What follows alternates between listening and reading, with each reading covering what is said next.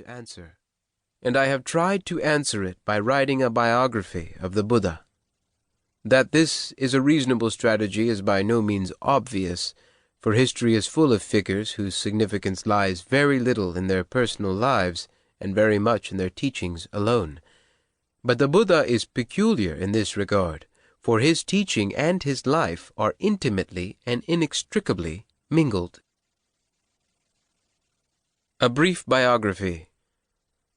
Let me illustrate this from traditional accounts of the Buddha's life, which have exerted tremendous influence over Buddhists and are now widely available in European languages. The Buddha was born the son of a king, and so grew up with wealth, pleasure, and the prospect of power, all goods commonly desired by human beings. As he reached manhood, however, he was confronted with a sick man, an old man, and a corpse. He had lived a sheltered life, and these affected him profoundly, for he realized that no wealth or power could prevent him too from experiencing illness, old age, and death. He also saw a wandering ascetic, bent on escaping these sufferings. Reflecting on what he had seen, he reached the first great turning point of his life.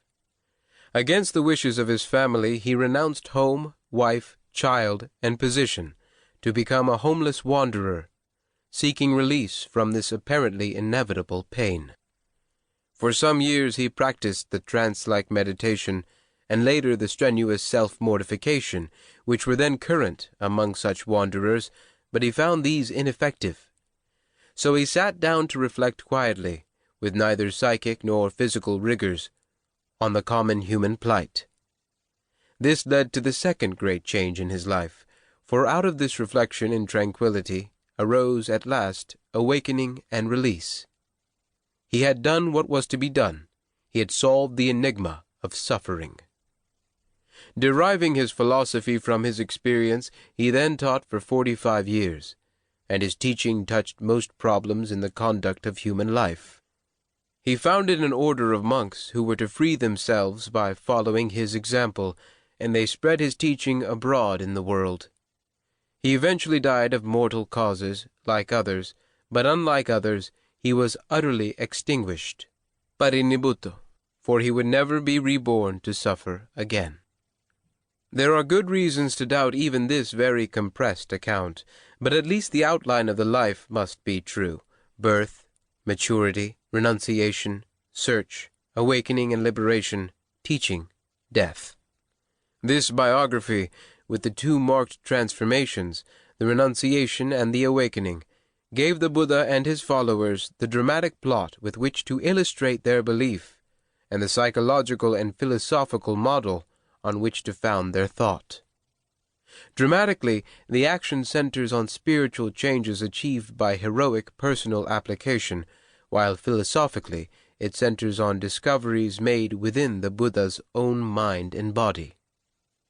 Hence, he said, "It is within this fathom-long carcass, with its mind and its notions, that I declare there is the world, the origin of the world, the cessation of the world, and the path leading to the cessation of the world." Within these bounds, what he suffered was suffered in common with all mortal beings. For all mortals, in his words, birth is suffering, aging is suffering, sickness is suffering. In his view, these inescapable and pressing facts were discoverable by anyone through introspection into their own experience. Similarly, the means of release were available to everyone. The meditation methods which he developed, for example, are based on such simple and available phenomena as one's own breathing. The morality he espoused was founded in clear and practical principles derived from his own life. The Buddha's laboratory was himself, and he generalized his findings to cover all human beings. So the second question is, how did the Buddha change and develop? For it is this development which is, in one way or another, the subject of his philosophy. It is a question which has been of central concern to Buddhists, and it is one which the Buddha himself frequently answered. Sometimes he answered it directly by recounting part of his life. Elsewhere he answered it indirectly by stating that if one